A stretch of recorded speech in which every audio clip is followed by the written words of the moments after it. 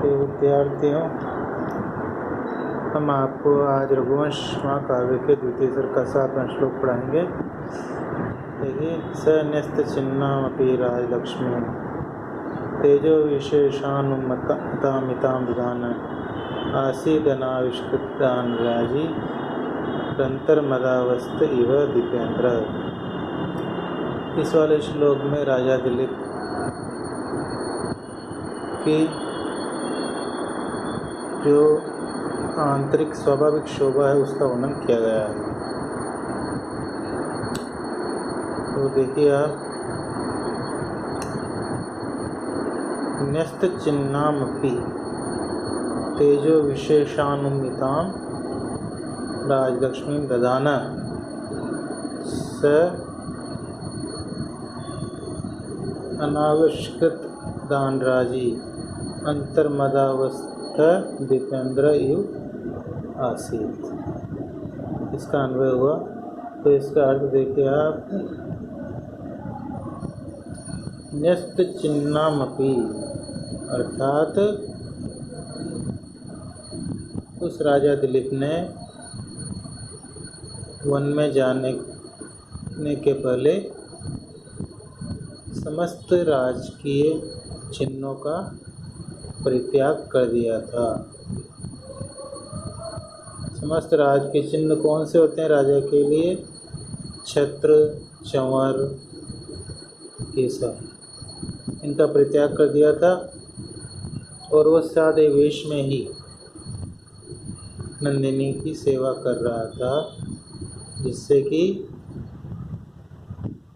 सेवक का जो असली सेवक के रूप में वह सेवा कर सके। इसलिए उसने समस्त राजकीय, उसके अंदर मतलब राजा का भाव न रहे अपितु सेवक का भाव रहे, इसलिए उसने समस्त राजकीय चिन्हों का परित्याग कर दिया था, छत्र चंवर आदि। फिर भी वो अपने स्वाभाविक तेज से ही अनुमित हो जाता था। अर्थात यद्यपि वो साधारण वेश में उसकी सेवा कर रहा था, जा रहा था, तो भी अपने स्वाभाविक तेज के कारण उसे लोग राजा के रूप में पहचान लेते थे कि ये कोई साधारण मानव नहीं है, बल्कि राजा दिलीप है।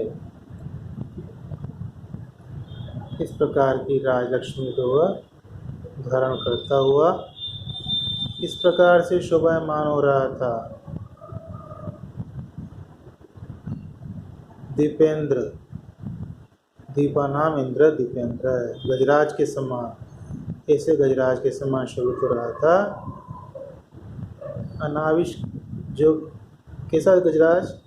अनाविष्कृत दानराजी अंतर्मदावस्थ दीपेंद्र इव, अर्थात जिसकी मदरेखा बाहर तो प्रकट नहीं हो रही है और जिसके अंदर ही अंदर मद भरा हुआ है ना, शक्ति भरी हुई है, ऐसे गजराज के समान वह शोभायमान हो रहा था। तो ये इसमें उपमा अलंकार है। राजा दिलीप गजराज के समान शोभित हो रहा है, उससे उपमा दी गई है ना। तो इसको एक बार और देख लेते हैं। न्यस्त चिन्नामपि तेजो विशेषानुमिता राजलक्ष्मी प्रधान स अनाविष्कृत दानराजी अंतर्मदावस्थ दीपेंद्र इव आसीत। अर्थात यद्यपि उस राजा दिलीप ने गाय की सेवा के लिए उसके साथ प्रस्थान करने से पहले समस्त राज के चिन्हों को, समस्त राज के चिन्ह का होता है छत्र, चंवर आदि, और जो उसके कवच कुंडल हैं सबको छोड़ दिया था, जिससे कि उसमें एक सच्चे सेवक का भाव आ सके, राजा का भाव न रहे। फिर भी वह अपने विशेष तेज, अंदर का जो विशेष लावण्य तेज होता है, उसके द्वारा वह राजलक्ष्मी की शोभा को धारण कर ही रहा था। फिर भी लोग उसे पहचान ही लेते थे।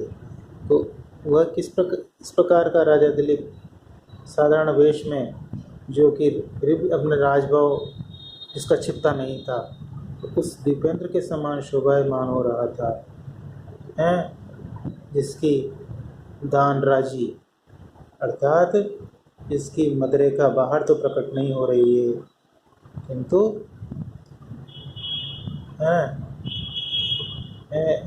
बल्कि अंदर ही अंदर है, ऐसे गजराज के समान वह शोभायमान हो रहा था। मतलब ऐसे मतवाले गजराज